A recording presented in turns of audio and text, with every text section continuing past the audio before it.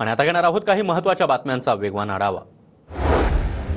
नागपूरमध्ये मुख्यमंत्री शिंदे आणि फडणवीसांनी हेडगेवार यांच्या समाधीचं दर्शन घेतलं। अजित पवारांनी मात्र हेडगेवार यांच्या समाधीच्या दर्शनाला जाणं टाळलं।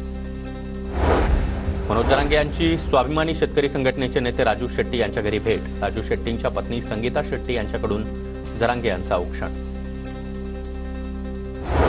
एमपीएससी परीक्षा उत्तीर्ण होऊन देखील तृतीयपंथीय परीक्षार्थीचे मोठे हात। एमपीएससीनं वीणा काशीद यांना नोकरी नाकारली। नोकरीसाठी वीणा काशीद यांचा उच्च न्यायालयात लढा सुरू। पुण्यामध्ये सनी निमण यांच्या मित्रपरिवाराकडून ऑलिम्पिक वीरांचा गौरव। स्वप्नील कुसाळेसह सर्वेश कुशारे, प्रवीण जाधव आणि आशियाई पदक विजेते ओजस देवताळे आणि आदिती स्वामींचा सन्मान।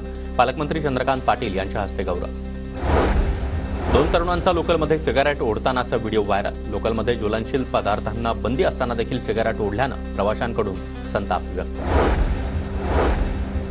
मालवणच्या प्रकरणानंतर आता पुणे महापालिका अलर्ट मोडवर। शहरातील सगळ्याच पुतळ्यांचं स्ट्रक्चरल ऑडिट होणार। कोणता पुतळा किती सुरक्षित हे ऑडिटमधून कळणार।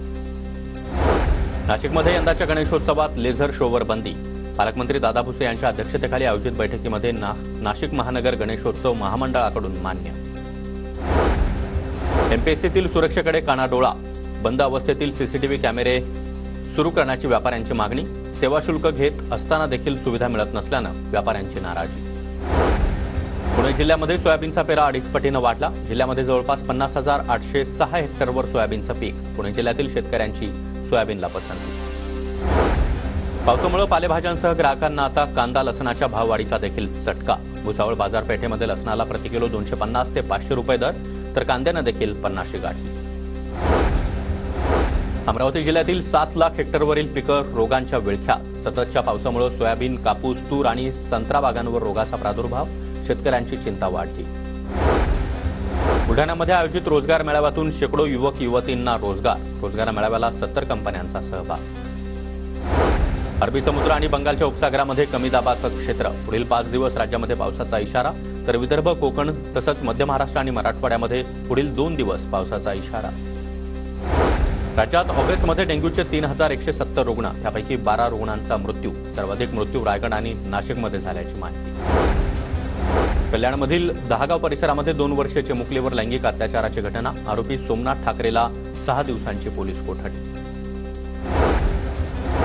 मुंबईतील महिलांच्या सुरक्षेचा प्रश्न पुन्हा एकदा ऐरणीवर। वर्षभरामध्ये विनयभंगाच्या 2000पेक्षा अधिक घटनांची नोंद। पीओपी गणेश मूर्तीची प्रतिष्ठापना नकोच, बंदीचे काटेकोर पालन करण्याबाबत मंडळांना माहिती देण्याचे उच्च न्यायालयाचे निर्देश। गणेशोत्सवात यंदाही 13 धोकादायक पुलांचं विघ्न। मध्य आणि पश्चिम रेल्वे मार्गावरील 13 पूल धोकादायक अवस्थेत असल्याची माहिती। ठाण्यामध्ये गणेशोत्सवात कडेकोट पोलीस बंदोबस्त ठेवा। पालकमंत्री शंभूराज देसाई यांचे जिल्हा प्रशासनासह पोलिसांना सूचना। मिरवणुकीदरम्यान होणारी वाहतूक कोंडी टाळा, वाहतूक पोलिसांना सूचना। आरेतील 3 तलावांमध्ये यंदाही गणेश विसर्जनाला परवानगी नाहीच। प्रशासनाची मुंबई उच्च न्यायालयामध्ये हमी। वनशक्ती या संस्थेनं दाखल केलेली जनहित याचिका। ठाण्याच्या शहापूरमधील गणपती कारागिरांची लगबग। मूर्तीवर आता कलर आणि सजावटीचा अंतिम हात फिरवण्याचं काम सुरू। मध्य रेल्वेवर रविवारी मेगा ब्लॉक। विविध अभियांत्रिकी आणि देखभालीची कामं करण्यासाठी मेगा ब्लॉक घेण्यात येणार। मध्य रेल्वेवर वातानुकूलित लोकल नसल्यानं गोंधळ। अंधेरी जोगेश्वरी परिसरामध्ये सोमवारी 12 तासांसाठी पाणीपुरवठा बंद। वेरावली जलाशय इथं 900 मिलीमीटर व्यासाच्या वाहिनीसाठी झडपा बदलण्याचं काम होणार।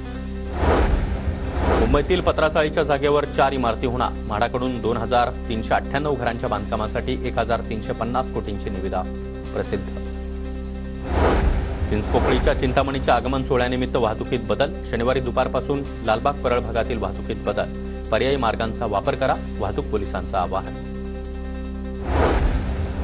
मुंबईच्या मालवणीतील रस्त्यांची दुरवस्थेमुळे नागरिकांचा पालिकेवर रोष। मालवणी क्रमांक 6 वरील मुख्य रस्त्यावरील खड्ड्यांमुळे नागरिक त्रस्त। गणपती येण्यापूर्वी रस्ता दुरुस्त करण्याची मागणी। लोकसभा निवडणुकीनंतर अवघ्या 4 महिन्यामध्ये पुणे, पिंपरी चिंचवड आणि उर्वरित ग्रामीण भागामध्ये 3 लाख मतदारांची भर। जिल्ह्यामध्ये 86,47,000 मतदार। अंतिम यादी प्रसिद्ध। पुण्यामध्ये श्रीमंत दगडूशेठ गणपतीची विसर्जन मिरवणूक मागील वर्षाप्रमाणे यंदा देखील 4 वाजता सुरू होणार। श्रीमंत दगडूशेठ हलवाई गणपती मंडळाचा निर्णय।